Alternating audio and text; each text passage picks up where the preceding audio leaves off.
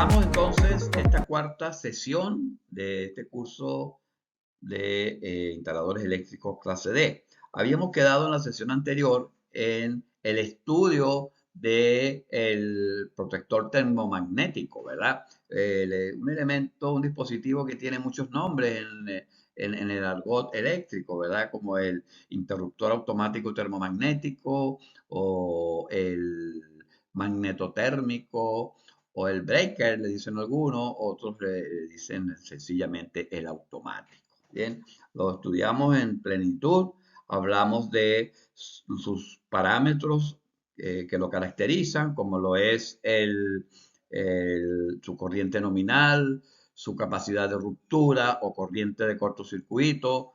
Hablamos también de sus curvas de disparo y de ahí pudimos definirlo completamente, explicamos dónde usar un curva B, dónde usar un curva C, dónde usar un curva D, que son las principales curvas que existen en el mercado para instalaciones de consumo. Bien, entonces vamos a continuar ahora con el siguiente punto, ¿no? El siguiente punto vendría hablando las corrientes de cortocircuito. Aquí aprovechamos para promocionarle este video. Es un video que está ahí en este código QR que ustedes ven. Ustedes ahí pueden ir a revisar en el canal de YouTube un video que hay en donde explica con una forma bastante sencilla, cómo se pudieran calcular y determinar las corrientes de cortocircuito en un circuito de enchufe, por ejemplo. Bien, ese video se los dejo ahí para que ustedes puedan ahondar un poco más y poder cuantificar en qué orden están las corrientes de cortocircuito. Eso depende de la distancia que hay desde el lugar donde se produce el cortocircuito hasta el termomagnético que lo está protegiendo. Bien, en nuestra, lo que nos atañe ahora, aquí por fin estamos en el cuadro de cargas, que lo teníamos un poco abandonado porque estábamos hablando de otras cosas. Nos falta por completar lo que es la parte de protecciones y la parte que tiene que ver con las canalizaciones, ¿no? Habíamos dicho que íbamos a utilizar ducto PVC como condiciones de diseño y el método de instalación va a ser el método A1. ¿Okay? En su momento vamos a recordarles cuál es el método de instalación A1. ¿Okay? Por ahora, lo que nos interesa en este momento es poder dimensionar los disyuntores o los termomagnéticos. Bien, esa es nuestra tarea que tenemos ahora. Como ya conocemos los termomagnéticos en su totalidad, ya podemos ir a dimensionar los disyuntores. Ahora lo podemos dimensionar con toda propiedad, con conocimiento de qué es lo que estamos dimensionando. Entonces, nos vamos pues a ese punto. ¿Cuál es el procedimiento que vamos a seguir para dimensionar de una manera adecuada los termomagnéticos de una instalación? Bueno, aquí tenemos en este primer circuito, que es el circuito de iluminación, lo hemos denominado el circuito de iluminación número 1. Sabemos que este circuito tiene una corriente de 2,73 amperes. Esa es la máxima corriente que va a circular por este automático. ¿Cuál es entonces el criterio que tomaremos para dimensionar el automático? Pues para eso, aquí está destacado el disyuntor, para eso vamos a seguir lo que nos dice la norma.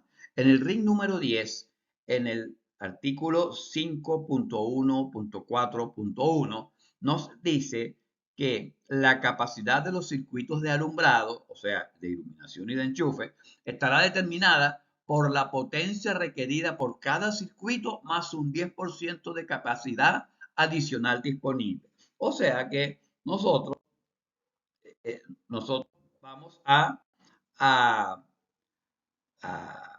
a tomar en cuenta para el dimensionamiento de nuestros automáticos la capacidad de la potencia requerida de cada circuito. ¿Cuál es la potencia requerida de este circuito de iluminación número 1? Pues la potencia requerida es de 600 watts, lo cual representa 2,73 amperes. Entonces, aquí lo tenemos otra vez, la transcripción de este artículo, en donde vamos a tomar, la capacidad del circuito va a estar determinada por la potencia requerida en amperes, 2,73, más un 10% de capacidad adicional disponible. O sea que a este valor, que es 2,73 amperes, le agregamos un 10%, aquí lo tenemos, 2,73 más el 10% de 2,73, eso nos da un total de 3 amperes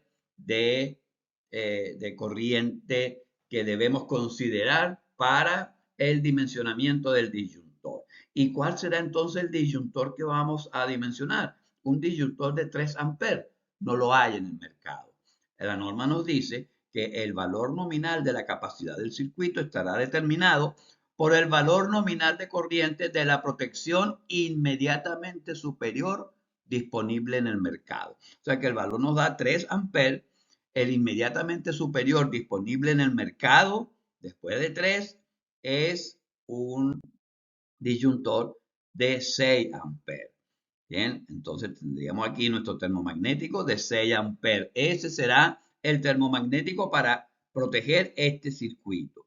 1 por 6 amperes, 1 porque es monopolar y 6 amperes porque va a tener una corriente nominal de 3 amperes. Ya tenemos una parte importante del dimensionamiento del disyuntor, pero ahí no termina.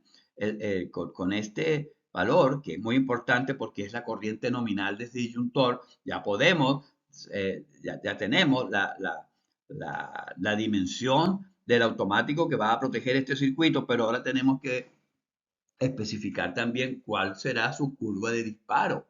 Tenemos que indicar, recuerden que un automático tiene 3 parámetros para definirlo: corriente nominal, curva de disparo y capacidad de cortocircuito. Esos 3 valores debemos especificarlos aquí, en las especificaciones de las protecciones que vamos a tener en nuestra instalación. Entonces, nos falta hablar de la curva, decir qué curva de disparo va a tener. Pues otra vez nos apoyamos en la norma. La norma aquí nos es de gran ayuda.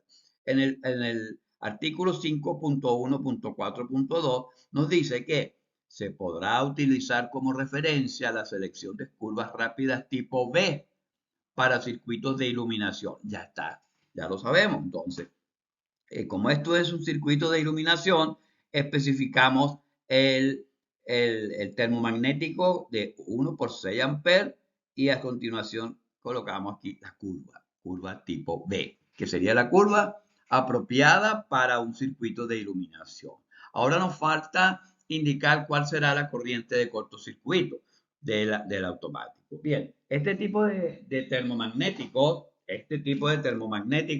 que son los termomagnéticos utilizados principalmente en instalaciones de consumo, en instalaciones domiciliarias, este tipo de termomagnéticos vienen en dos versiones, básicamente en dos versiones. Una de ellas es con corriente de cortocircuito de 6.000 amperes y otras vienen con corriente de cortocircuito de 10.000 amperes.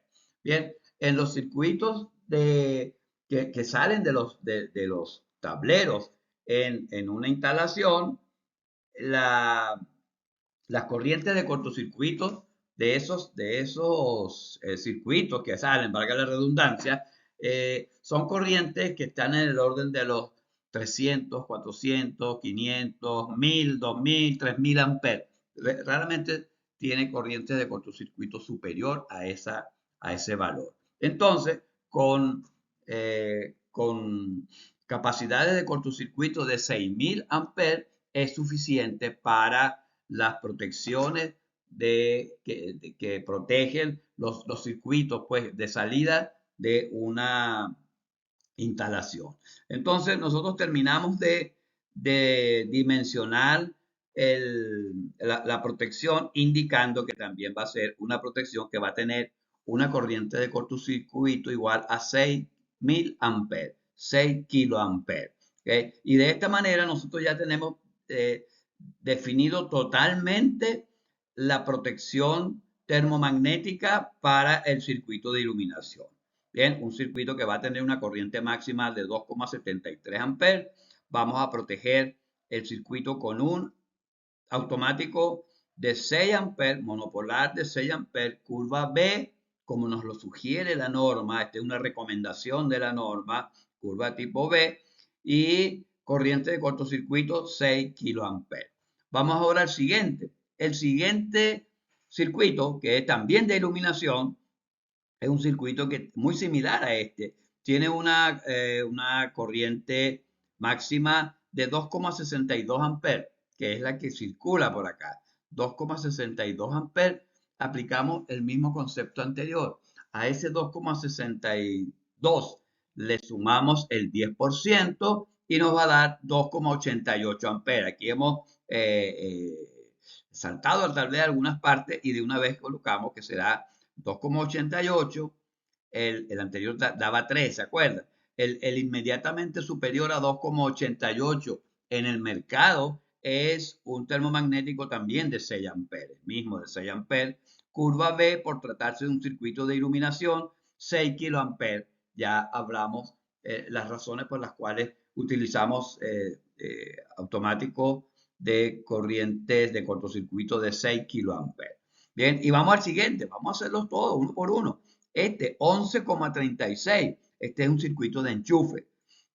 El circuito de enchufe, la norma nos sugiere que sean curvas tipo C.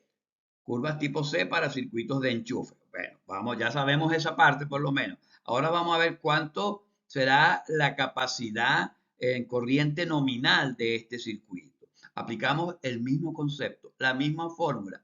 Este valor de 11,36 le agregamos el 10% y aquí lo tenemos, 11,36 más el 10% de 11,36 nos da 11,36 más 1,14 que será 12,5 amperes.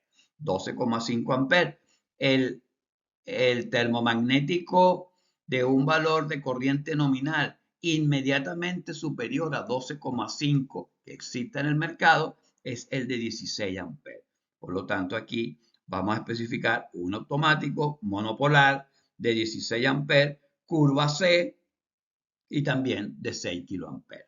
¿Okay? Ya tenemos entonces el tercer automático termomagnético que es para el circuito de los enchufes de 500 amperes. De 500 watts, perdón, 500 amperes, 500 watts. Y el siguiente es un circuito que tiene una corriente, aquí es donde están los dos enchufes de 1500 watts, recuerda, ¿no? Dos de 1500 watts da 3000 watts, los 3000 divididos entre 220 nos daba 13,64, pues aplicamos la misma fórmula, 13,64 más el 10% de 13,64 sería este valor que está aquí, 15 amperes. 15 amperes, el inmediatamente superior a 15 es 16. Entonces, por eso tenemos acá un automático de 1 por 16 amperes, curva C, porque es de enchufe, 6 kiloamperes de su capacidad de ruptura. ¿Okay? Ahora ya tenemos todo dimensionado totalmente los interruptores automáticos de nuestro tablero, ¿verdad? ¿Qué nos faltaría? El automático de la protección general de este tablero. En la protección general no aplicamos, esto es para los circuitos, lo del 10%, ¿no? Sino que aquí directamente nos vamos con este valor y el automático sería, si tuviéramos un factor de demanda que vamos a aplicar, aplicaríamos ese factor de demanda aquí a estos valores y ese sería la corriente nominal del automático general del tablero, ¿verdad? Pero recuerden que el factor de demanda para este ejemplo nos dio igual a 1, por lo tanto tomamos este mismo valor. Entonces buscamos el inmediatamente superior a 30,35. ¿Cuál será? De 32, ¿verdad? Hay automáticos de 32 amperes. Esa es la secuencia que hay. De 2, de 6, de 10, 16, 20, 25, 32 y por ahí vamos, ¿no? Entonces aquí tenemos el de 32, el que vamos a especificar aquí. Bien, entonces aquí está 2 por 32 amperes, curva de 10 kiloamperes. Vamos a ver, aquí cambiaron algunas cosas. Cambió, en vez de ser 1 por, es 2 por. ¿Por qué es 2 por? Por aquello que las protecciones generales de un tablero deben ser protecciones omnipolar, o sea que ellas protejan igual a la fase y al neutro. Por eso es un protector automático termomagnético de 2 polos. Esto significa 2 polos de 32 amperes. Curva D. ¿Por qué es curva tipo D? Porque aquí nos dice la misma norma, la misma recomendación, nos dice que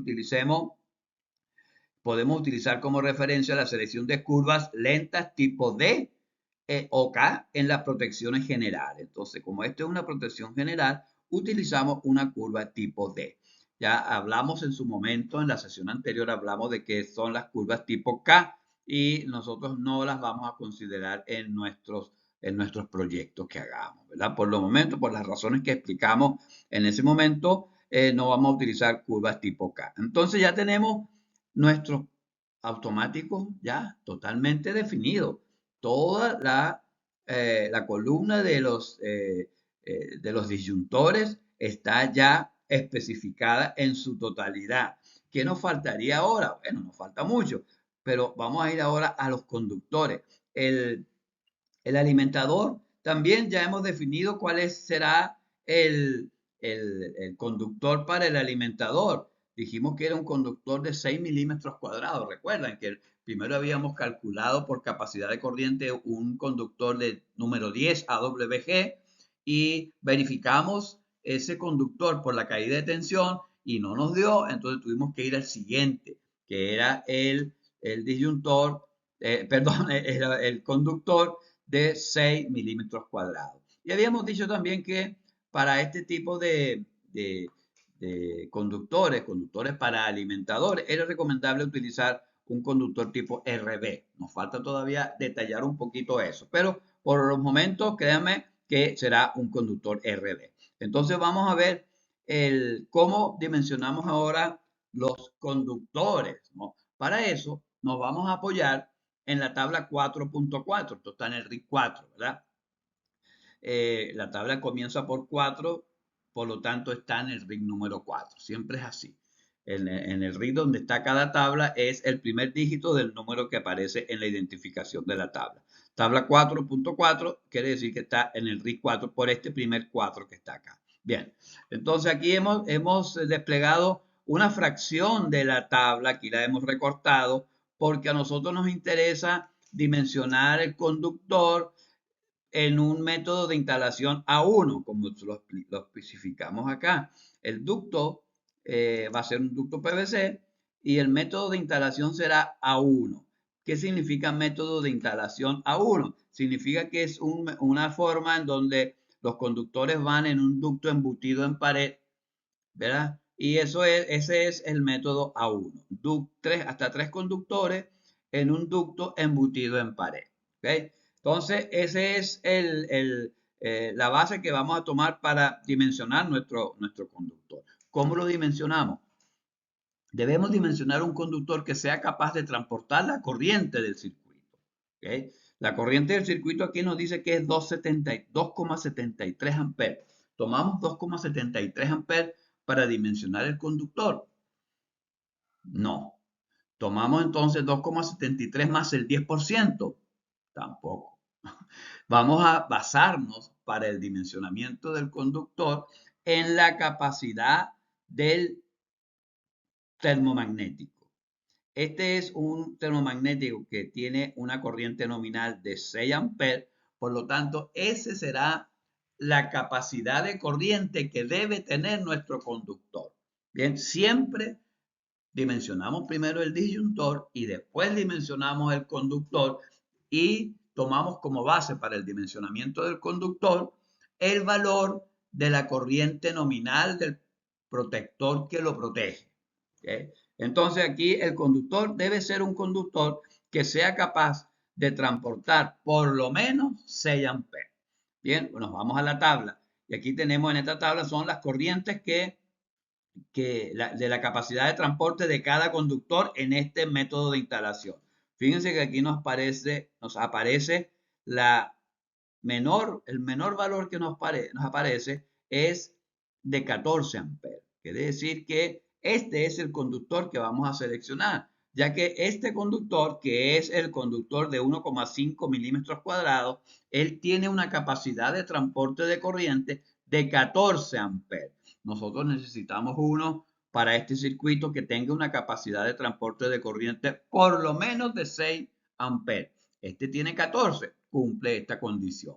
Por lo tanto, el conductor a seleccionar para alimentar este circuito de iluminación va a ser un conductor de 1,5 milímetros cuadrados, como en efecto lo vemos acá. Especificamos acá entonces que será un conductor de 1,5 milímetros cuadrados. Y vamos a ver ahora lo siguiente, igual como hicimos con los disyuntores, vamos a ver cómo dimensionamos el siguiente conductor. El siguiente conductor igual, aquí va a ser el mismo, ¿verdad? Porque también nosotros nos basamos en la capacidad del termomagnético, 6 amperes.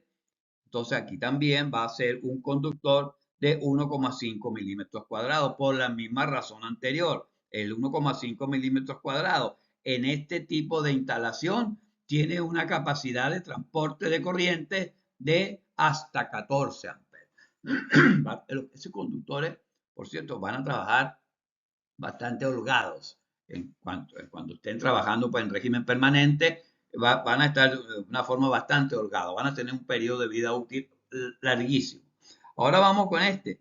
El siguiente conductor debe ser un conductor que sea capaz de transportar por lo menos 16 amperes. Aquí está, 16 amperes, ¿verdad? Porque es la capacidad del termomagnético que lo va a proteger. Buscamos acá, 14, acá justamente aquí tenemos 16 amperes. ¿Ves? Este conductor que está en esta fila es un conductor que tiene la capacidad mínima cumple la condición mínima, que es que tiene una capacidad de transporte de corriente de 16 amperes. Por lo tanto, buscamos aquí qué conductor es. Y aquí lo encontramos, un conductor número 14 en el sistema AWG.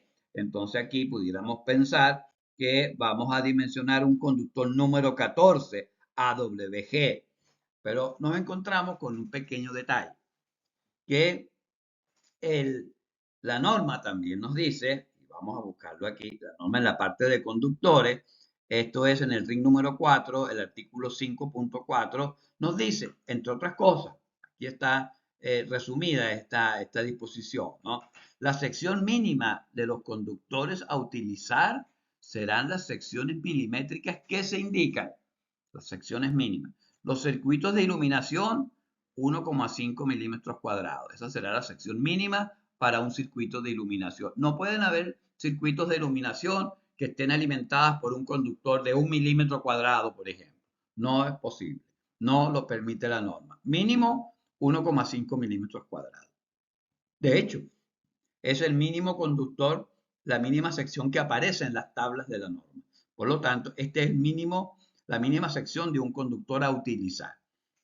Los circuitos de enchufe, la sección mínima de los conductores para los circuitos de enchufe será de 2,5 milímetros cuadrados.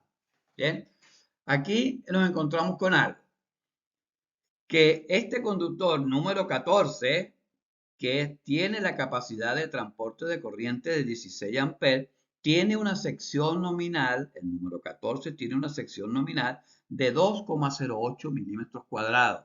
2,08 milímetros cuadrados es inferior a los 2,5 que exige la norma como sección mínima.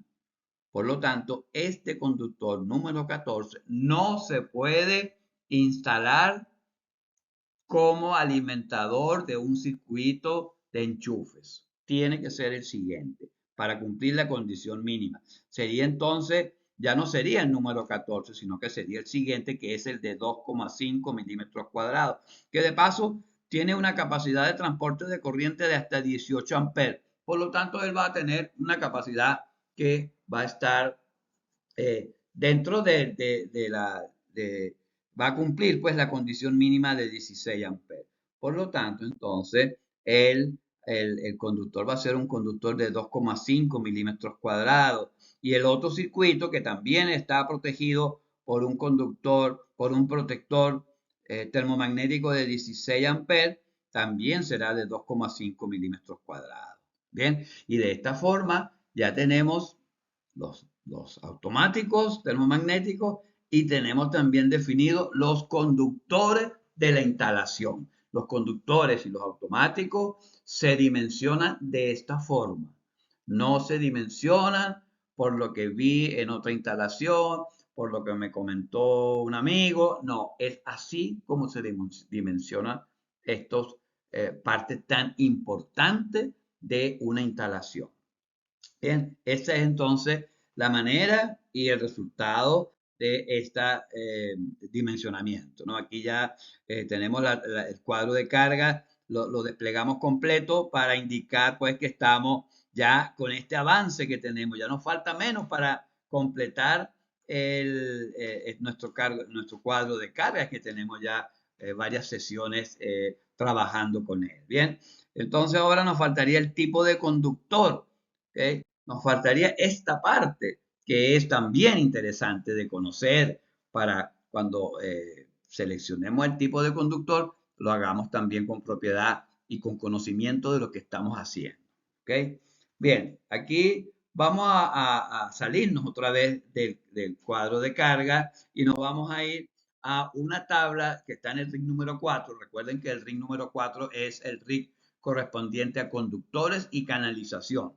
Aquí en esta tabla de la 4.2 nos indica las características y condiciones de uso de los conductores aislados que hay, pues, que están, digamos, permitidos por la norma para utilizar. Entonces aquí tenemos varios tipos de conductores, donde nos indica las características constructivas de los tipos de los conductores. Aquí están las letras de identificación, las condiciones de uso, dónde usarlo, sus temperaturas de servicio. Aquí nos indica la sección nominal del conductor y aquí nos indica el espesor del aislamiento que tiene cada uno de estos conductores, la tensión de servicio y el material del cual está hecho el aislamiento. También nos indica otra columna si tiene o no tiene una cubierta exterior. Hay conductores que tienen su aislamiento y después del aislamiento tienen otra cubierta exterior, dependiendo el tipo de conductor que sea.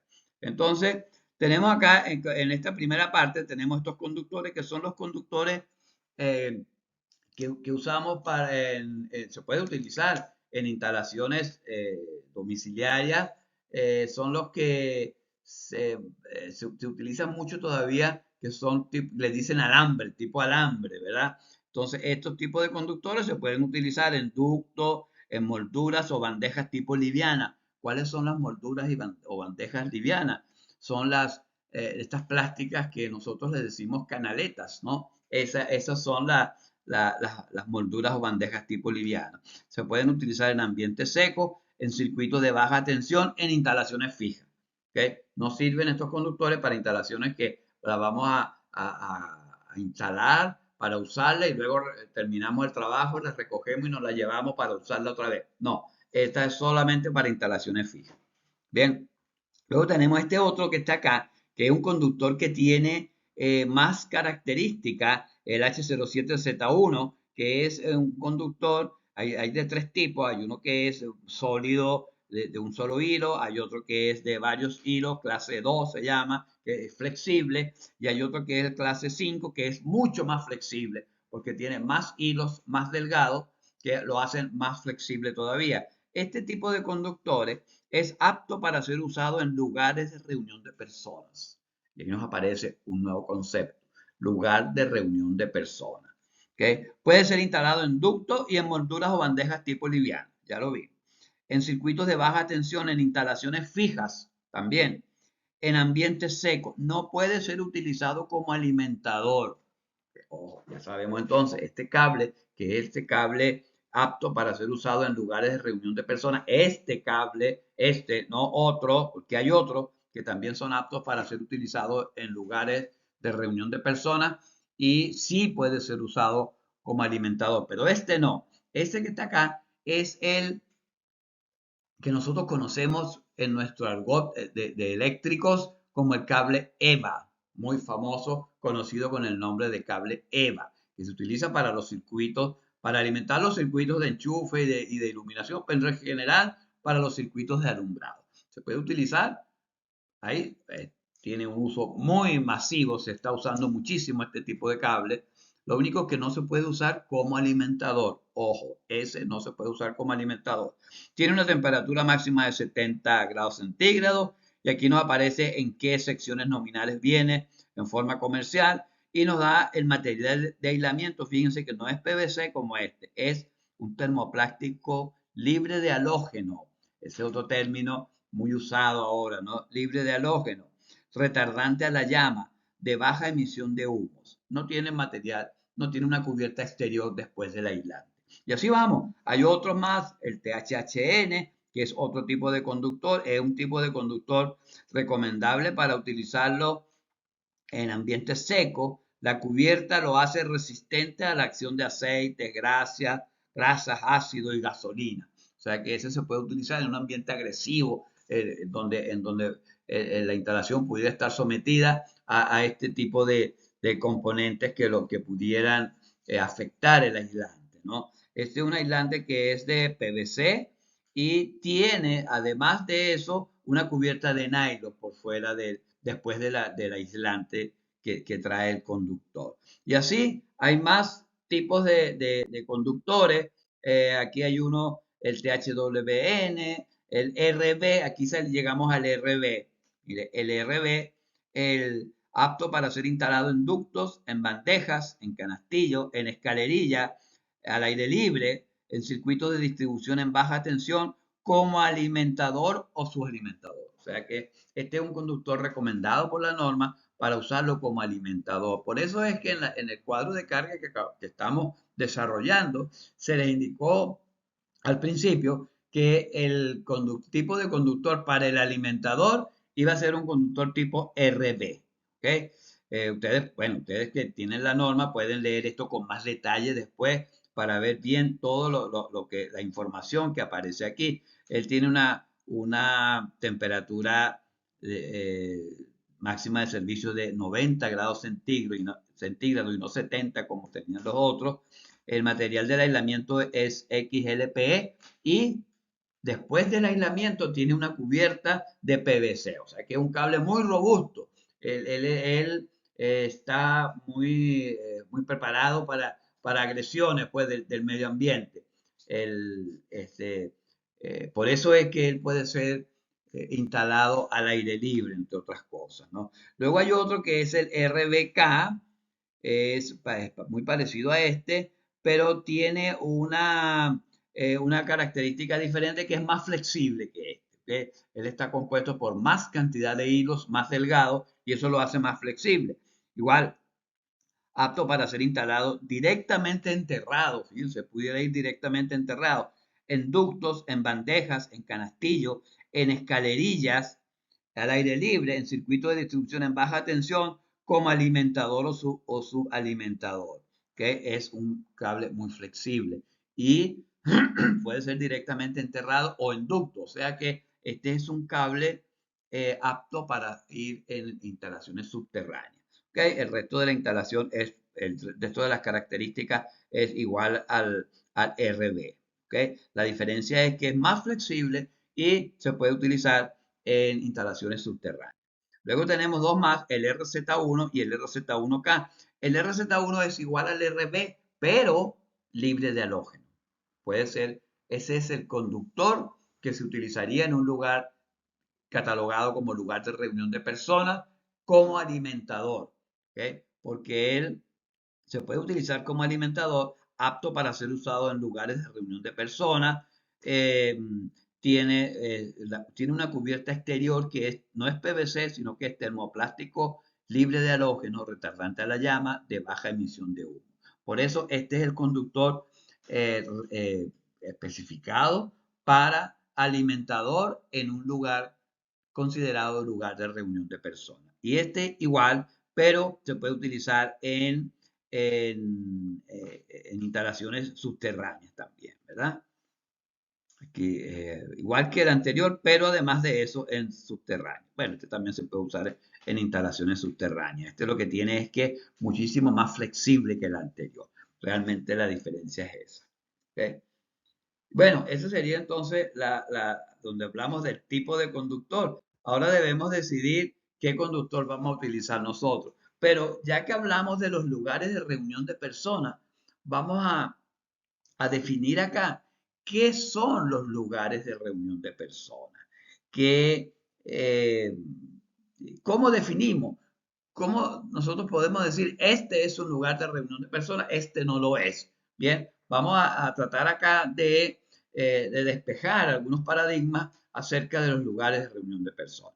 Cuando se está trabajando en una instalación considerada lugar de reunión de personas, toda la canalización, incluyendo los conductores, cuando hablamos de toda la canalización estamos hablando de los ductos o bandejas, las cajas de distribución, todo lo que está involucrado en la instalación debe ser retardante a la llama, debe ser no propagador de incendios, de baja emisión de humo, libre de halógeno y de baja toxicidad. Bien, o sea que el humo que él emita no sea un humo tóxico, que la persona no se vaya a asfixiar por respirar el humo que emite, el poco humo que emite ese tipo de canalización. Bien, aquí hablamos de todo, no solo del conductor, sino que del conductor y del sistema de canalización. Todo esto se aplica para canalizaciones no metálicas, pues las canalizaciones metálicas, ya por la naturaleza propia del metal, cumple todas estas condiciones. Bien, entonces, ¿cómo vamos a definir los lugares de reunión de personas? En el diario oficial se emitió cuando se le dio, digamos, el vamos a los pliegos técnicos normativos actuales de la norma. Eso salió en el diario oficial en un decreto denominado el Decreto 8 y en ese decreto es donde se define en su artículo número 3 cuáles son los lugares de reunión de personas. Entonces nos dice, el decreto nos dice textualmente, lo vamos a leer, para los efectos de la aplicación del presente reglamento y de los pliegos de normas técnicas que deberá dictar la Superintendencia de Electricidad y Combustible, de conformidad a lo dispuesto en el artículo 12, se entenderá por lugar de reunión de personas a todos los inmuebles o parte de ellos o estructuras cuya capacidad permita la reunión de 100 o más personas. O sea que cualquier construcción, cualquier inmueble, cualquier parte de un inmueble en donde se permita la reunión de 100 personas o más, eso automáticamente se considera un lugar de reunión de personas y debe cumplir las condiciones de canalización que acabamos de mencionar. Bien, hasta ahí estamos muy bien, muy claros, ¿verdad? Más de 100 personas o a partir de 100 personas de aforo que tenga una estructura es un lugar de reunión de personas. Pero hay algo más. Abajo nos dice aquí, sin perjuicio de lo anterior, o sea que esto quiere decir, el sin perjuicio de lo anterior quiere decir que independientemente de la cantidad de personas, dije todo lo que significa eso, son lugares de reunión de personas, entre otros los siguientes.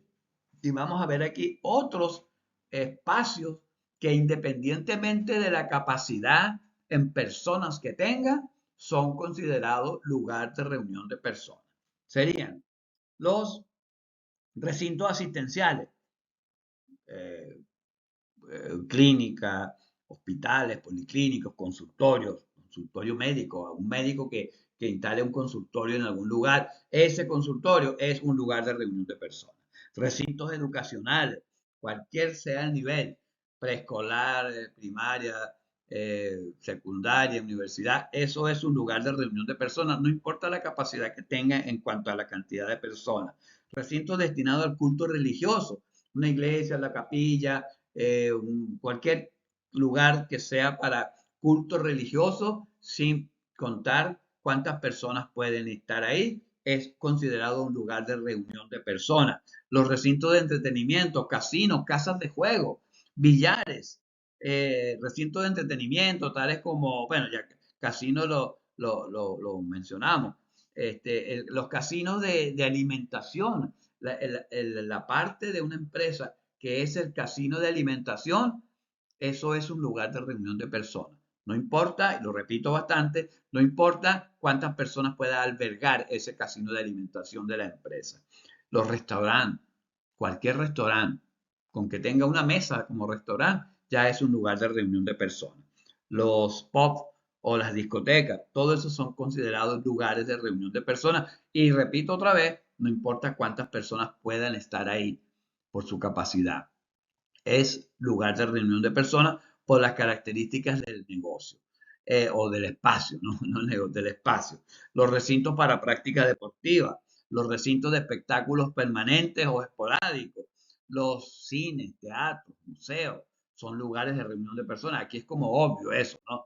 Los recintos destinados a fines sociales, el lugar donde se reúne el adulto mayor, el lugar donde se reúne la junta de vecinos de la villa, la junta comunal, esos son lugares de reunión de personas y su construcción desde el punto de vista eléctrico debe cumplir las condiciones que especificamos antes con respecto a lo de libre de halógeno, retardante a la llama, etcétera, etcétera.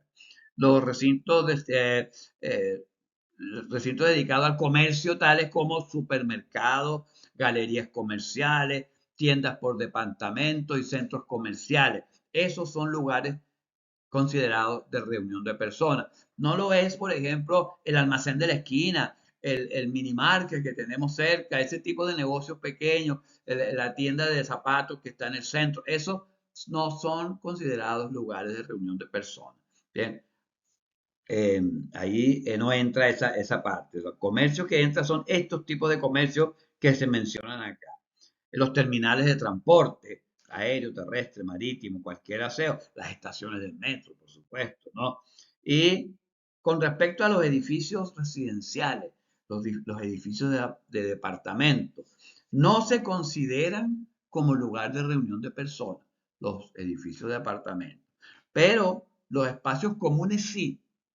Lo que no se considera lugar de reunión de personas son los departamentos en sí, pero todos los espacios comunes de los edificios son considerados lugares de reunión de personas y su canalización eléctrica, incluyendo los conductores, debe ser considerando la característica de que deben ser hechos según la instalación para lugares de reunión de personas. ¿Cuáles son esos lugares? La zona de acceso, el ascensor, el hall de entrada, el CES, cualquier área común que tenga el edificio es un lugar de reunión de personas. Bien, entonces, con esto ya estamos claros en cuáles son los lugares de reunión de personas y volvemos a nuestro cuadro de carga para especificar el tipo de conductor. Entonces, bueno, aquí esto no es considerado un lugar de reunión de personas, un taller no es un lugar de reunión de personas. Eh, Podemos especificar el conductor de nuestra preferencia como instaladores, pero vamos a indicar uno acá porque debemos completar esta columna, ¿verdad? Aquí hemos puesto el H07Z1, ese es el que conocemos nosotros en nuestro lenguaje de instaladores eléctricos como el cable EVA. Entonces aquí le pusimos su código, sus letras de identificación y acá colocamos EVA, el cable EVA para todo. ¿Okay? Nosotros podemos especificarlo así, que sería lo correcto, pero también se acepta ponerlo de esta manera, EVA, porque es conocido, cualquiera sabe de qué se trata ese conductor. Bien, recuerden que hemos especificado acá este conductor, no porque esto sea un lugar de reunión de personas, sino porque especificamos un conductor. No quiere decir que no sea permitido utilizar cable libre de halógeno si la instalación no es un lugar de reunión de personas. Perfectamente se puede utilizar. Bien, entonces ya tenemos nuestro cuadro de carga cada vez más completo. ¿Okay? Nos falta ahora, bueno, nos faltan dos columnas, la de la protección diferencial y el ducto. Vamos a ir al ducto, ya que estamos aquí en la parte de canalizaciones, vamos a ver cómo dimensionamos los ductos por donde van a ir estos conductores. Bien, recordemos que cada circuito que salga del tablero debe ir en un ducto independiente, no puede salir en un ducto más de un circuito, siempre debe salir del tablero. En este caso hay 4 circuitos, del tablero van a salir 4 ductos con su alimentación, con sus alimentadores para esos circuitos, ¿no? Eh, entonces, y cada circuito va a estar compuesto por 3 conductores, el de la fase, la tierra de protección y la tierra de servicio. La tierra de protección es el mismo cable de tierra que nosotros le llamamos, ¿verdad? Este cable verde. Y la tierra de servicio es el que nosotros nombramos siempre como el neutro, el cable blanco. ¿Okay? Bien, entonces esos 3 conductores son los que van a ir en ductos y aquí debemos dimensionar el ducto. ¿Qué es lo que dimensionamos? El diámetro del ducto. Eso es lo que vamos a dimensionar acá. Y para eso nos vamos a guiar por otra tabla que está en el RIC número 4, que es el RIC también correspondiente a canalizaciones, ¿verdad? Recuerden que el RIC 4 es el RIC de conductores y canalizaciones. Bien, entonces acá en la tabla 4.17, en realidad aquí vamos a examinar la 4.17, la 4.18, la 4.19 y la 4.20. La tabla 4.17 nos dice cables de uso interior domiciliario, sección milimétrica. Esta tabla es para conductores que están en sección milimétrica. ¿Para qué conductores? Para estos tipos de conductores que están acá. Aquí están los códigos. En esta tabla está el H07Z1, que es los conductores que nosotros utilizamos acá, ¿verdad? Entonces, ¿cómo funciona esta tabla? Bueno, esta tabla, nosotros sabemos que en cada ducto van a ir 3 conductores, entonces nos ubicamos en la columna donde dice 3. Esta es la cantidad de conductores que van a ir en el ducto. Un conductor, 2 conductores, 3 en nuestro caso. Entonces, nos paramos en esta columna y vamos a buscar cuál es el conductor cuáles son esos 3 conductores que queremos llevar por un ducto. Son conductores de 1,5 milímetros cuadrados. Entonces aquí tenemos 1,5 milímetros cuadrados, interceptamos con la columna del 3 y obtenemos que el ducto será un ducto de 16 milímetros de diámetro. ¿Okay? Por lo tanto, el ducto que vamos a utilizar será de 16 milímetros y es lo que especificamos acá. Ducto 16 milímetros. Bien, el siguiente conductor, que es el mismo tipo de conductor, 1,5 milímetros cuadrados, pues obviamente también va a ser el de 16 milímetros. Y ya aquí hemos desplegado los otros dos y nos da de 20 milímetros porque este es conductor de 2,5 milímetros cuadrados. Seguimos en la columna del 3, pero el 2,5 lo tenemos acá. Buscamos hasta la columna del 3 y nos da de 20 milímetros como como diámetro nominal del ducto por donde van a ir esos conductores. Ya aquí tenemos entonces dimensionados los ductos para estos conductores, ¿verdad? Y el otro, que es el alimentador, 6 milímetros cuadrados del tipo RB, ese no está en esta tabla, porque en esta tabla están estos conductores, aquí no está el RB, entonces buscaremos la tabla donde esté. Eso está ahí entre la 417 y la 420. Aquí vemos la tabla, aquí está la 419. En la tabla 419, esto aplica para los cables tipo RB, RBK, RZ1, etcétera. Y aquí está la sección en milímetros cuadrados. Buscamos 6 milímetros cuadrados, que lo tenemos acá, 3 conductores y nos da un ducto de 32 milímetros. Entonces, el ducto apropiado para este será un ducto de 32 milímetros, como nos indica la tabla. ¿Okay? De esa manera, entonces, nosotros tenemos ya dimensionados los ductos por donde van a ir nuestros conductores. 16, 16, 20, 20, 32. ¿Okay? Ahora vamos a examinar las otras tablas. Aquí vimos la 417 y la 419. Entonces, acá demostramos ya el cuadro de carga que solamente estamos pendientes por el protector diferencial. Y aquí tenemos la tabla, la 417, que es la primera que vimos. La vemos un poco mejor ahora porque está un poco más grande acá, donde aparecen las secciones de conductores en milímetros cuadrados. Y aquí nos da alguna información adicional. nos indica el diámetro del cable, no es del conductor, sino del cable completo con todo, con el aislante, y nos da el área en milímetros cuadrados del cable, que incluye el, el aislante también.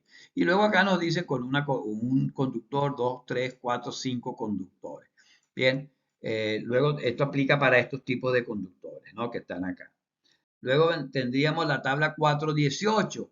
Es igual, bueno, esto aplica para THHN, THWN, THWN2 y la sección está en AWG, no está en milímetros cuadrados, ¿verdad? Fíjense que aquí aparece la denominación en AWG, 14, 12, 10, etcétera. Bien, igual, aquí la cantidad de conductores.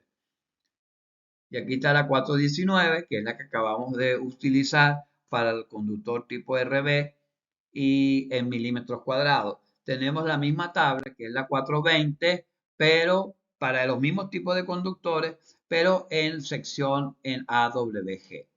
¿Okay?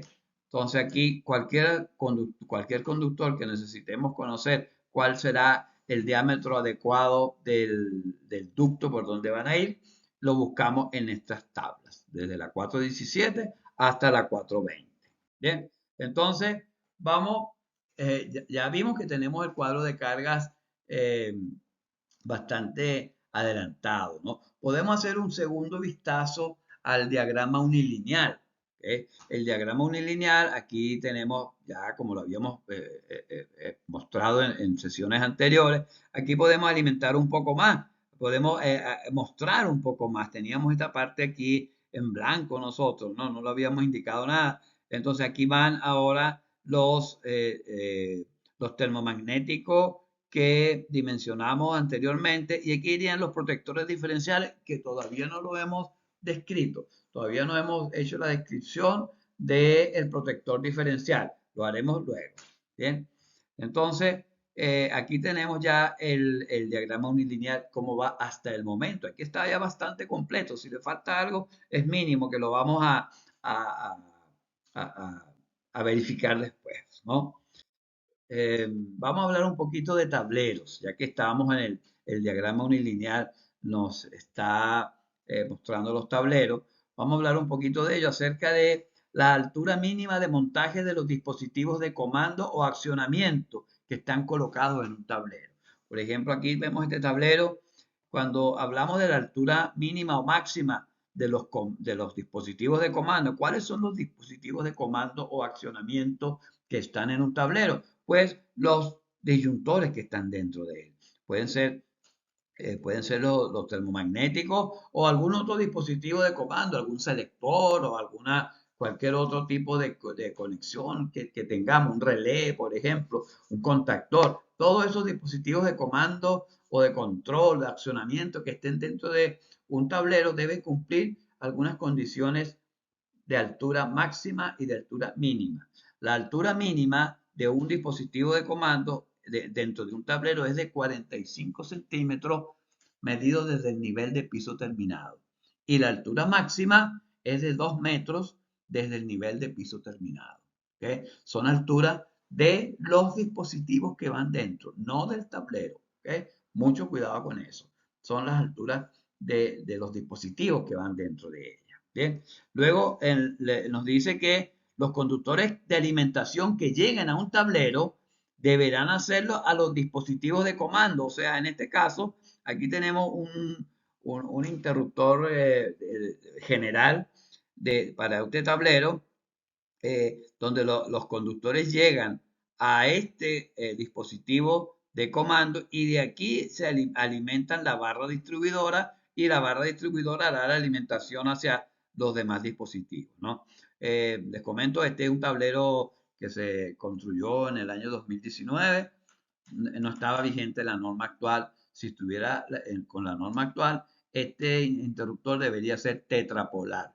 Este es un tablero trifásico, entonces el interruptor general hoy en día debería ser un interruptor tetrapolar. ¿Okay? Ahora nos dice también la norma de tableros, que es el RIC número 2, que los tableros de distribución en una instalación deberán llevar un interruptor o disyuntor general que corte todos los conductores activos incluyendo el neutro, corte omnipolar, lo que le estaba comentando aquí, este no es de corte omnipolar, que permita operar sobre toda la instalación en forma simultánea. ¿Qué significa eso? Que es un interruptor general, que cuando él opera, opera sobre toda la instalación. Se exceptúan de esta disposición los tableros domiciliarios que contengan hasta 3 circuitos, o sea que los tableros que contengan hasta 3 circuitos no es obligatorio que lleven un interruptor general. Bien, eso también es algo que debemos tenerlo claro. Eso puede ser una pregunta en una prueba de evaluación que se esté presentando en una casa evaluadora para aspirar al certificado eh, de la SEC, certificado clase D de la SEC. Una típica pregunta es esa, ¿no? Que digan verdadero o falso.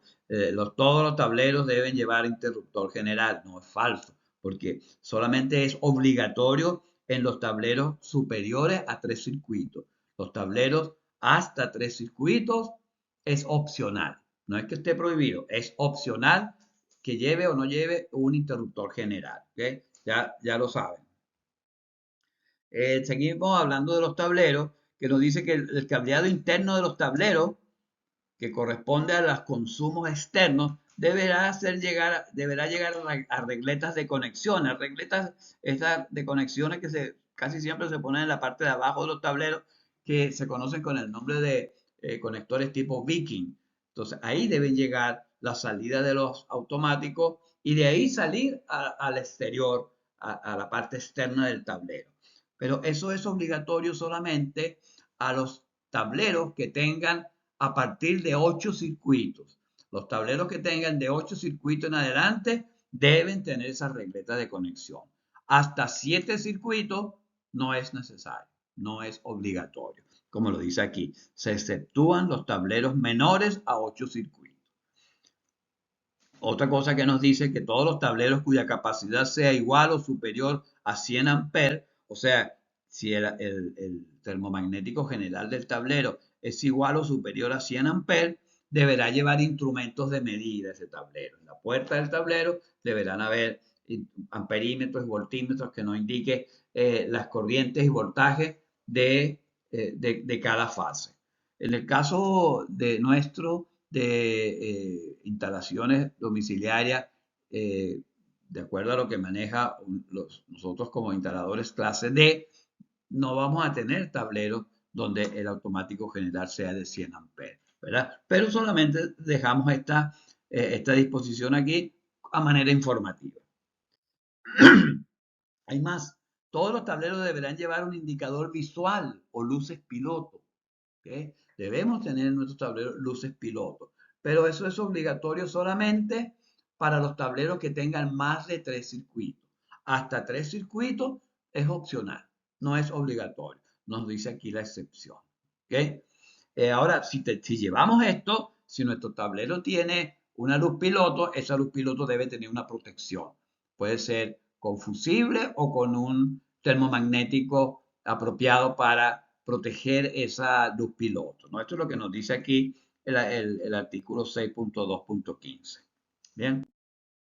Aquí tenemos ahora otra vez haciendo como una transición entre el diagrama unilineal y el cuadro de carga, ¿verdad? Aquí aquí está el disyuntor y este es el disyuntor, ¿verdad? Aquí estamos haciendo todo como una fusión entre toda esta información.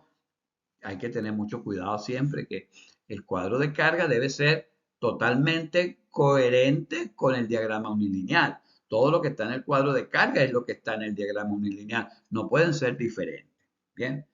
Y aquí aparecen los otros circuitos, este de iluminación y este otro de enchufe. Se indica aquí cuál es sus características que han sido dimensionadas en su momento, ¿no? Aquí nos aparece una disposición.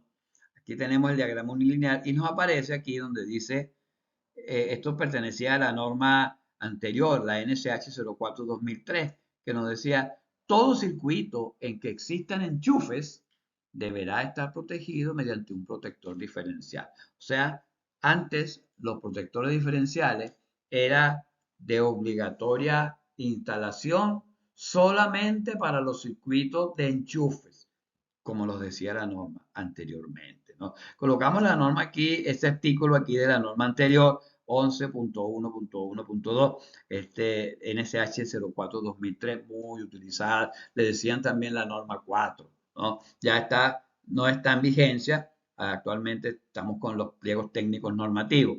Esta disposición fue uno de los grandes cambios que tuvieron los pliegos técnicos normativos, porque esto se cambió ahora por todo circuito deberá estar protegido mediante un protector diferencial. Esto lo dice el RIN número 10 en su artículo 5.2.1 literal C. Y también lo dice en otro lado que ya lo vamos a ver también. O sea que ahora ya no solo los circuitos de enchufes deben estar protegidos por un protector diferencial, sino que los circuitos de iluminación también deben estar protegidos con protección diferencial. ¿Okay? Llegó el momento entonces de hablar del protector diferencial. Bien, el protector diferencial entonces, ya tanto que lo hemos nombrado, es un dispositivo que tiene una función muy específica dentro de un tablero.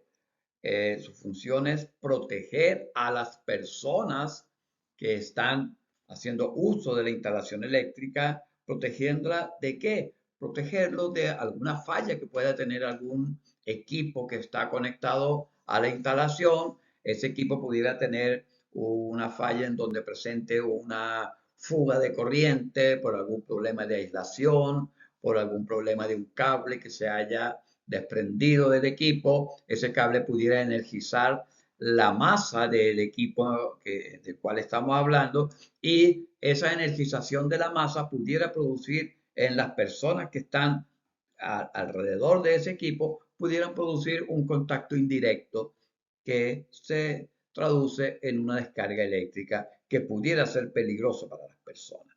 Entonces, vamos a ver cómo es que un protector diferencial protege a las personas de esas fugas de corriente que pudiera ocurrir en algún equipo.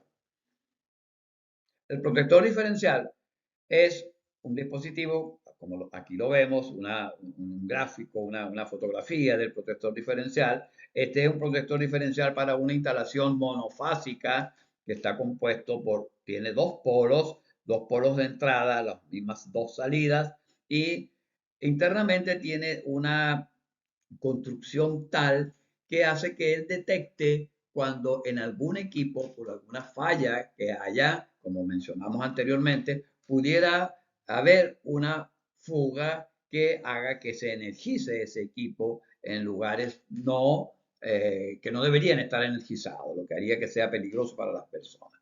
Internamente, el equipo se compone de dos bornes de entrada, uno para el neutro, otro para la fase, por donde aquí tenemos el esquema de las dos entradas, uno para el neutro y otro para la fase. Por aquí se alimenta el equipo, pasa por dentro de él, sale por los bornes de salida, sale a alimentar la carga que tenga que alimentar. Por ahí va a circular una corriente eléctrica que hemos llamado I1, alimenta la carga y la corriente retorno, y le hemos puesto por nombre I2. En condiciones normales, la corriente I1 va a ser igual a la corriente I2. Va a circular esta corriente, va a alimentar la carga, va a retornar y va a retornar por el neutro, va a ir hacia su fuente de poder, que es la que está alimentando esta carga. ¿Cómo funciona entonces el diferencial? Pues internamente el diferencial está compuesto por una bobina de unas 2, 3 vueltas cuando mucho, que está arrollada a un toroide. Un toroide es un elemento magnético que ya lo vamos a ver en una gráfica más detallada. Esa bobina está arrollada a un toroide y luego pasa por un dispositivo de corte y va a hacer lo que habíamos dicho, alimentar la carga y retornar. En su retorno va a haber otra bobina arrollada al mismo toroide y va a retornar al neutro. ¿Qué ocurre cuando circula una corriente a través de una bobina? Pues cuando circula una corriente eléctrica a través de una bobina, va a crear un campo magnético. Ese campo magnético que crea la bobina, arrollada a un toroide, va a magnetizar este toroide y este toroide va a actuar como un imán y ese imán va a hacer lo mismo que hace una bobina en un contactor, que va a hacer que por algún mecanismo electromecánico que esté acoplado, por los cuales se acoplen estos mecanismos de corte, hará que ellos se separen de su condición normal y produzca la apertura del circuito y la interrupción del servicio acá.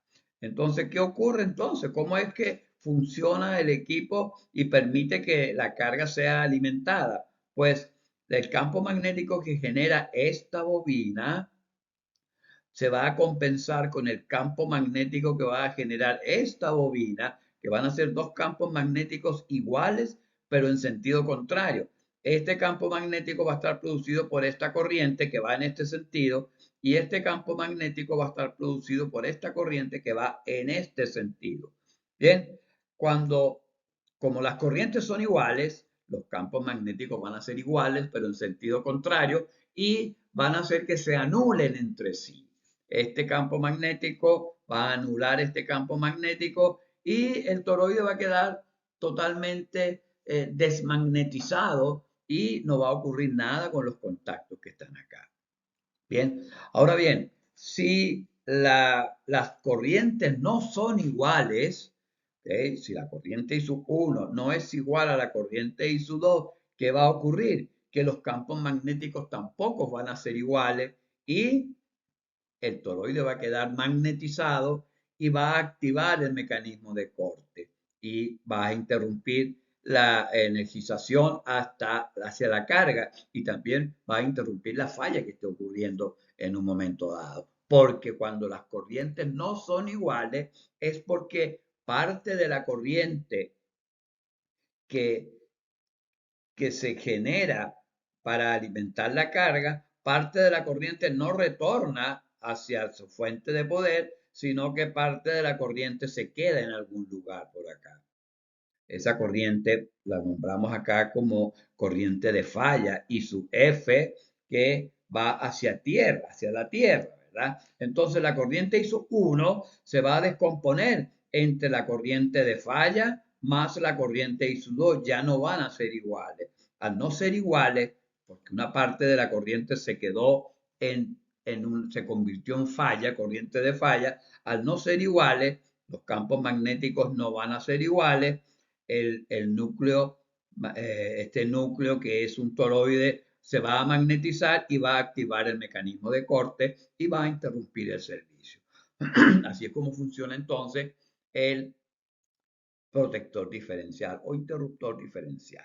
Bien, vamos a verlo con un poco más de detalle, las características y el funcionamiento del protector diferencial en la siguiente secuencia que viene acá a continuación. Aquí tenemos un típico protector diferencial que vamos a ver primero qué componentes tiene, qué son cada una de las partes que tiene acá. Primeramente vamos a ver que aquí están los bornes de entrada. Tenemos acá en este caso un borne para la fase y un borne para el neutro. Aquí está marcado con una letra N, el neutro. Bueno, normalmente en los protectores diferenciales se indica uno de los bornes con la letra N y ese es el neutro. ¿Okay? A algunos no hay ninguna indicación. Cuando no hay ninguna indicación, nosotros como instaladores decidimos cuál lado vamos a utilizar como neutro. Bien, lo único es que la recomendación es que si elegimos que el lado derecho sea para el neutro, en todos los protectores diferenciales que usemos en esa instalación, el neutro sea el borne del lado derecho, ¿no? Pero siempre, para tener siempre una consecuencia y ser consecuentes con lo que estamos realizando. Bien, en este caso, este protector diferencial, como la mayoría de ellos, indica cuál es el lado correspondiente al neutro. Bien.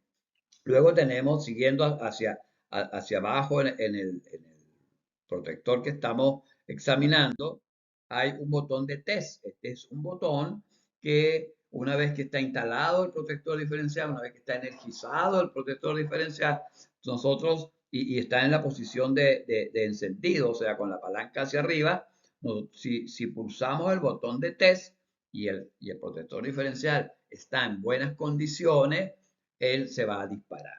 Es un botón que prueba que él funciona y se dispara cuando las corrientes son diferentes. ¿Okay? Luego tenemos precisamente la palanca de encendido apagado, la palanca on-off, que aquí la observamos en esta toma de medio perfil. Y esta es la palanca que tiene cualquier interruptor, ya sea diferencial o sea un termomagnético. Aquí podemos ver en esta figura la palanca del diferencial. ¿Okay? Aquí tenemos el diferencial en posición apagado y con la palanca arriba es la posición de encendido. ¿Okay? Bien, luego otro elemento que tiene el protector diferencial es su corriente de cortocircuito. El protector diferencial, al igual que un termomagnético, también tiene una capacidad de ruptura, también tiene una capacidad de cortocircuito que lo muestra acá. En este caso del ejemplo que estamos mostrando acá, este protector diferencial tiene una capacidad de cortocircuito de hasta 10.000 amperes.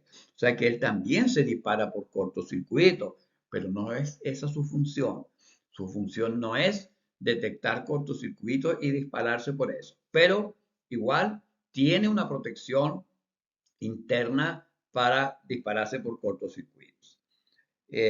Luego tenemos también su sensibilidad. ¿Qué es la sensibilidad del protector diferencial? En este caso, la sensibilidad de este es de 0,03 amperes.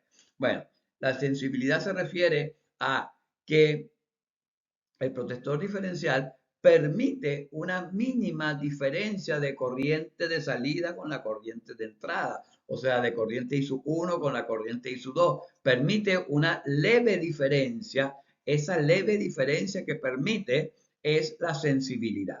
La mayoría de los interruptores diferenciales que se utilizan en el mercado para instalaciones domiciliarias son interruptores de una sensibilidad no mayor a 30 miliamperes, o sea, no mayor a 0,03 amperes, como es el caso de este diferencial que se está mostrando acá en esta figura. Este es un diferencial que tiene una sensibilidad de 0,03 amperes, que es lo mismo que 30 miliamperes. Esas diferencias se pueden producir por pequeños defectos en la instalación. Los materiales a veces no tienen exactamente las mismas características y pudiera generar esas pequeñas diferencias que no son corrientes que pudieran presentar peligro para las personas. En realidad, cuando un protector diferencial señala que tiene una sensibilidad de 30 miliamperes, ellos se disparan muchísimo antes de alcanzar los 30 miliamperes de diferencia. ¿Bien?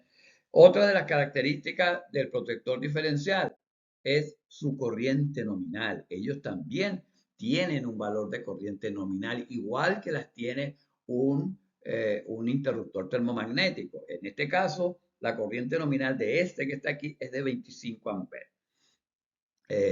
Para instalaciones domiciliarias se utilizan protectores diferenciales de 25 amperes o protectores diferenciales de 40 amperes.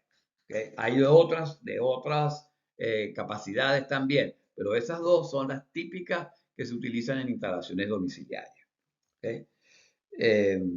También ellos se van a disparar si ocurre una sobrecarga y van a dispararse si la corriente que circula en este caso sea mayor a 25 amperes. Se va a disparar, pero como les dije anteriormente, esa no es su función. Para eso están los termomagnéticos. Y el otro valor que tiene también de información y de uso es su tensión nominal. Este que está en la fotografía es un protector diferencial que tiene una tensión nominal de 240 voltios. O sea que esa es la tensión a la cual él va a trabajar en condiciones normales. Por último, vemos acá los bornes de salida, así como tenemos bornes de entrada, tenemos los bornes de salida. El lado del neutro seguirá siendo el lado del neutro, el lado de la fase seguirá siendo el lado de la fase. Internamente, el protector diferencial, aquí vemos un esquema de la parte interna del protector diferencial, donde de este lado va la fase, viene a través, pasa una bobina que va a través del toroide, este es el toroide, que es un núcleo magnético aislado, viene el conductor, este conductor que entra aquí internamente, da una vuelta o dos vueltas a través del toroide y continúa, pasa por el mecanismo de corte y se va hacia la carga. Alimenta la carga, pasa por el mecanismo de corte nuevamente y el conductor del neutro también da la misma cantidad de vueltas que da el conductor de la fase y retorna por el neutro. Adicionalmente hay una tercera bobina que está arrollada al mismo toroide y esta es una bobina que va a recibir el campo magnético resultante que haya acá y al recibir un campo magnético resultante activa un solenoide que hace que los contactos se abran. ¿Okay? Cuando los dos campos magnéticos son iguales y en sentido contrario, no hay nada que magnetice esta bobina y el solenoide queda en estado de reposo y los contactos permanecen cerrados. Bien, esa es la características internas que nos interesa a nosotros del protector diferencial. Y su funcionamiento. Viene una corriente de fase que hemos llamado I1, pasa por aquí, pasa a través de la bobina. Al pasar por la bobina va a crear un campo magnético en la misma dirección de la corriente. Las líneas de campo magnético se ven acá y van en la misma dirección de la corriente I1. La corriente I1 continúa hacia la carga, alimenta la carga y retorna por el neutro. Al retornar por el neutro va a pasar también por la bobina de neutro que va a producir un campo magnético igual a esto, puesto que las corrientes son iguales, va a producir un campo magnético igual a este, pero en sentido contrario. Y la corriente va a continuar su camino hacia el neutro. Esto, condiciones absolutamente normales.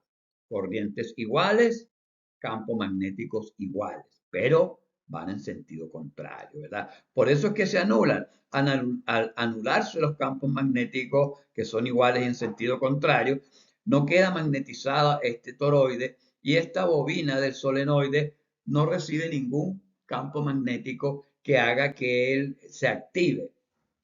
Ahora, si las corrientes son diferentes, va a haber, si las corrientes son diferentes, los campos magnéticos van a ser diferentes y va a haber un campo magnético resultante aquí que va a activar esta bobina y el solenoide hará que los contactos de del mecanismo de corte se abran y va a interrumpir el paso de la corriente hacia la carga. Se supone que esa carga está presentando una falla y por eso las corrientes no son iguales. Esa falla será una corriente que se va a ir a tierra, como lo habíamos especificado antes en la otra explicación. Entonces la corriente I1 va a llegar a la carga y por la falla que hay, una parte de ella se va a tierra y la otra parte va a retornar a I2 y en este caso los campos magnéticos no van a ser iguales, va a quedar un campo magnético resultante aquí, va a activar esta bobina, va a activar el solenoide y el mecanismo de corte se va a abrir y va a desenergizar la carga. Bien, así es como funciona entonces el protector diferencial. Cada vez que un protector diferencial se dispara en un circuito es porque en alguna parte de la instalación que está asociada a ese diferencial hubo una falla y hay lo que nosotros llamamos una fuga de corriente. Habíamos dicho que el protector diferencial tenía un botón de test. Vamos a ver entonces cómo funciona ese botón de test, ¿no? Es un botón de prueba que tenemos que existe un puente desde la línea de fase en la entrada hasta la línea de retorno del neutro. Bien, cuando pulsamos el botón de test, cerramos este puente y hacemos que la corriente circule por acá, por este camino, luego viene por aquí, retorna por el neutro la del neutro es la que va a pasar por el toroide, no va a pasar la corriente de alimentación porque se va a venir por el puente que se crea a través del botón de test. Cuando ocurre eso, esta corriente va a producir un campo magnético y ese campo magnético lo va a recibir el solenoide, va a activar el solenoide mismo y va a activar también estos contactos que se van a abrir. De esa manera probamos que el termomagnético, el protector diferencial está funcionando de una manera correcta. En ese caso, entonces, viene la corriente que circula por esta parte, viene por este camino, sigue por acá, al pasar por aquí va a crear un campo magnético, ese campo magnético va a activar el solenoide y estos contactos se abrirán. ¿Okay? De esta manera sabemos que el protector diferencial está funcionando de una manera correcta. Ahora que ya conocemos el protector diferencial, lo podemos especificar en nuestra instalación. Lo especificamos entonces acá diciendo que tenemos un diferencial de 2 por 25 amperes, 2 porque son dos los contactos que tiene, es bipolar el protector diferencial para una instalación monopolar, ¿verdad? Por eso dice 2 por 25 amperes e indicamos también la sensibilidad que tiene el protector diferencial.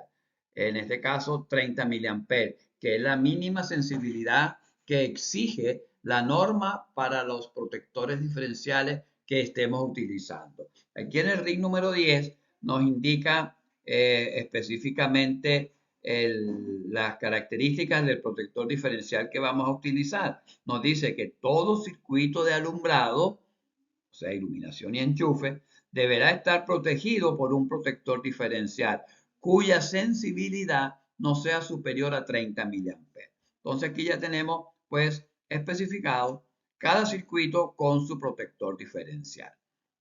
Bien, bien, ya que estamos acá, vamos a ver qué nos dice la norma acerca de los protectores diferenciales. Seguimos en el RIC número 10. Ya esta fue una disposición que examinamos hace unos segundos y vamos a ver la siguiente, que nos dice que se deberá asegurar que todo protector diferencial quede protegido a la sobrecarga y al cortocircuito mediante una protección termomagnética. Eso quiere decir que el protector diferencial no va él solo a proteger una carga, sino que va a proteger una carga que a través del circuito al cual él está conectado, va también con una protección termomagnética.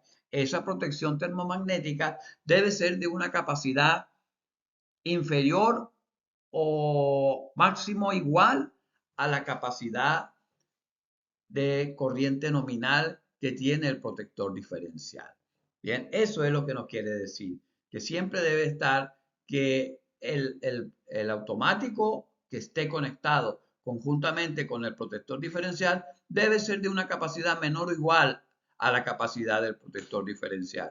Y si son más de uno los protectores termomagnéticos que van asociados a ese protector diferencial, la suma de las corrientes nominales de los protectores de los automáticos termomagnéticos que dependan de ese diferencial, esa suma de corrientes nominales no puede ser mayor a la corriente nominal del protector diferencial.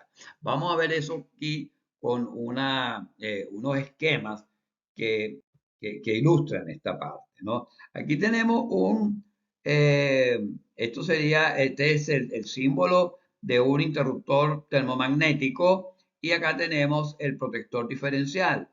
La corriente nominal de este protector termomagnético, en este caso de 10 amperes, no puede ser mayor a la corriente nominal del protector diferencial. En este caso este es un protector diferencial de 2 por 25 amperes. Se cumple esto de que no sea mayor.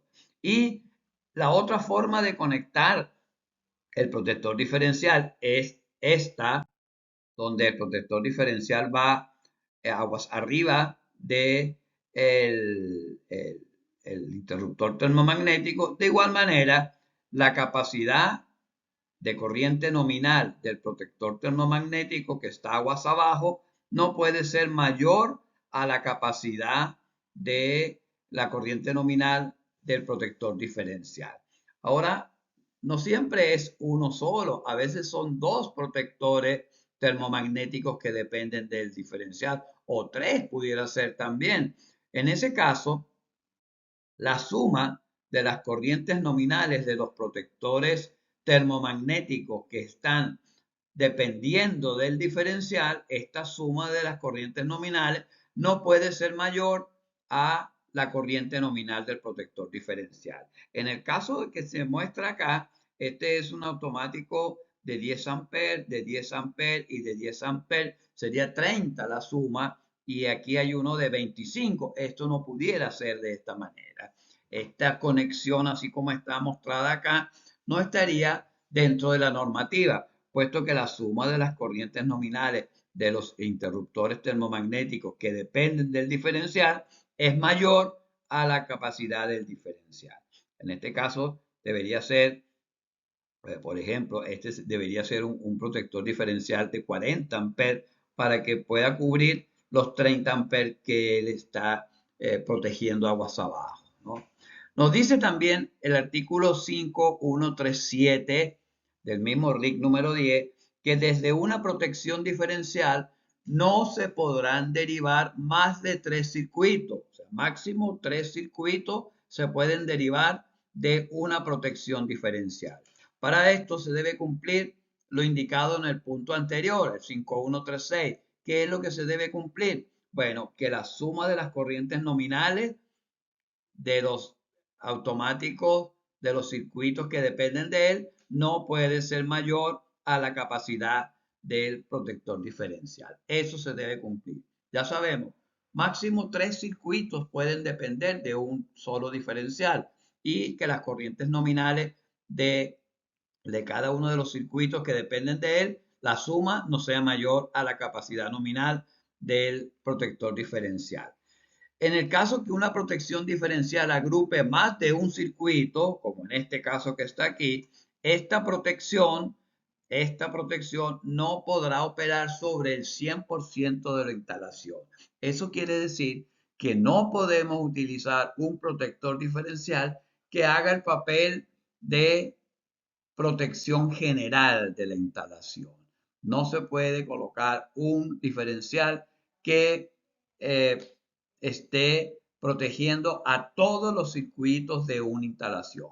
Por ejemplo, si tenemos un tablero de 3 circuitos, no podemos ponerle un diferencial a esos 3 circuitos, porque entonces ese diferencial estaría actuando sobre el 100% de la instalación, lo cual no está permitido por la norma. Bien, ya tenemos entonces nuestro cuadro de carga completo. Ya hemos por fin completado nuestro cuadro de carga. Ya lo tenemos aquí. Y como para puntualizar un poco más acerca del protector general, el termomagnético general de esta instalación, podemos decir, pues, recordar el RIC número 2 que nos dice que los tableros de distribución en una instalación deben llevar un interruptor diferencial, perdón, un interruptor general de corte omnipolar. En este caso, este es un tablero monofásico. Entonces, el protector diferencial debe ser bipolar de dos polos, de tal manera que permite operar sobre la fase y también sobre el neutro. ¿Okay? Eso es entonces como un resumen que hacemos acá del cuadro de carga. La importancia del cuadro de carga es que es, como se lo dije anteriormente, es un elemento que lleva todo proyecto que se vaya a declarar ante la Superintendencia de Electricidad y Combustible. El cuadro de carga es algo que es de obligatoria presentación cuando se vaya a hacer esa declaración. Acá ahora podemos ya con más propiedad hablar del el diagrama unilineal, en donde ya tenemos especificado el protector diferencial. Fíjense, en este caso está el protector diferencial aguas arriba de los termomagnéticos. Eso es una opción de instalación. Pudiera estar el termomagnético aguas arriba del diferencial. Son eh, la misma, o sea, son igual de válidos las dos formas de conectarlo. Y aquí vamos haciendo esa transición entre el diagrama unilineal y lo que iría en un tablero, ¿verdad? Aquí tenemos el tablero, el diagrama unilineal es una gran guía para hacer la instalación del tablero, ya que nos va a decir cada uno de los elementos que están acá, a qué se refiere físicamente. Allí vamos, aquí tenemos otra vez un esquema de lo que sería el tablero, el protector general, en donde recibe la alimentación que viene del alimentador, la fase y el neutro, ya que este es un protector omnipolar, se alimenta el protector omnipolar eh, con la fase y el neutro, y de ahí la salida va a alimentar la barra de distribución. Tomamos una barra de ellas, de una barra que tiene dos polos, uno para la fase y otro para el neutro, y tomamos una de estas barras para la fase y la otra barra para el neutro, y de ahí vamos a alimentar nuestro circuito. Desde aquí y no desde otro lugar, vamos a alimentar cada uno de los diferenciales. En este caso, alimentamos la fase, alimentamos el neutro, y de ahí vamos a alimentar el protector termomagnético correspondiente, y el neutro de ese circuito será el neutro que sale de este diferencial y no otro, porque si el neutro lo sacamos de otro lugar, seguramente vamos a tener, con toda seguridad, vamos a tener unos disparos de los diferenciales y no vamos a saber por qué. Bien, aquí sería el primero, aquí va el segundo, aquí va el tercero. No hemos dibujado estas líneas para simplicidad del esquema que estamos graficando acá.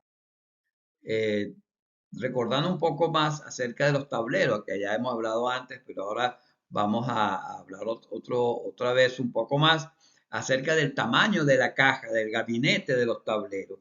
Para considerar el tamaño de la caja debemos tomar en cuenta algunos detalles. Esos detalles serán los siguientes. Fíjense que aquí nos dice esta disposición que el cableado interno utilizado para la interconexión entre los diferentes dispositivos que hay en el tablero se debe hacer a través de bandejas, de bandejas no metálicas. Estas que se observan aquí, estas que son de color gris, son bandejas plásticas o no metálicas, pues PVC, y por ahí es donde van a ir los conductores que van desde un lugar a otro dentro del tablero. ¿Okay? Esto, hay una excepción para el uso de estas bandejas, que se exceptuará el utilizar bandejas en aquellos tableros eléctricos que tengan menos de 8 circuitos. O sea que hasta tableros hasta 7 circuitos no es de obligatorio uso este tipo de bandejas portaconductoras. A partir de 8 sí es obligatorio utilizar esas bandejas. Debe quedar un espacio suficiente entre las paredes del gabinete y las protecciones o los dispositivos de comando que están en los extremos, ¿verdad? O sea, que debe quedar un espacio aquí para poder manipular, para poder hacer mantenimiento. No tiene que ser un espacio muy grande, pero sí un espacio suficiente como para poder insertar ahí un equipo de medición o poder hacer cualquier trabajo como el cambio de un automático, por ejemplo, ¿no? Eh, También es importante que en las instalaciones nuevas se debe dejar un espacio en el tablero, se debe prever un espacio en el tablero para una posible ampliación que tenga ese tablero. Ese espacio que se deja debe ser de un 25%. ¿Okay? Ese 25% se calcula en función de la cantidad de circuitos que tiene el tablero. Si el tablero tiene 4 circuitos, bueno, el 25% de 4 es 1, entonces debe dejar espacio para un circuito adicional. Bien, eso es lo que nos dice ese artículo, el 6116.3 correspondiente a tableros. Y aquí seguimos con nuestro tablero virtual que estamos armando acá. Tenemos otro elemento importante en este tablero que debemos también considerar, que es la luz piloto. Aquí tenemos una luz piloto, la cual si el tablero tiene a partir de 4 circuitos, es obligatoria la instalación de la luz piloto en este tablero, ¿verdad? La luz piloto va siempre acompañada de una protección. Esa protección puede ser un automático o puede ser un portafusible con su fusible, ¿verdad? Esta se alimenta hacia el portafusible, se alimenta directamente desde la entrada del tablero, se alimenta y de ahí va a alimentar la luz piloto. ¿Okay? Este es un típico portafusible con fusible que se utiliza mucho, son portafusibles para riel DIN y ahí es donde este fusible se inserta acá y se tiene pues una protección adecuada para una luz piloto. ¿Okay? Siempre va a ir de la entrada, desde la entrada, no desde la barra, sino desde la entrada. La idea de la luz piloto es poder observar si le llega o no le llega alimentación al tablero. ¿Bien? Y el otro elemento que nos faltaba acá era una barra de la tierra de protección. El alimentador va a venir con su tierra de neutro, fase y la tierra de protección que va a alimentar una barra y desde esa barra vamos a alimentar vamos a llevar la tierra a cada circuito. Aquí hemos dibujado uno solo, pero cada uno de los circuitos va a salir del tablero con su fase, su neutro y su conductor de tierra. ¿Okay?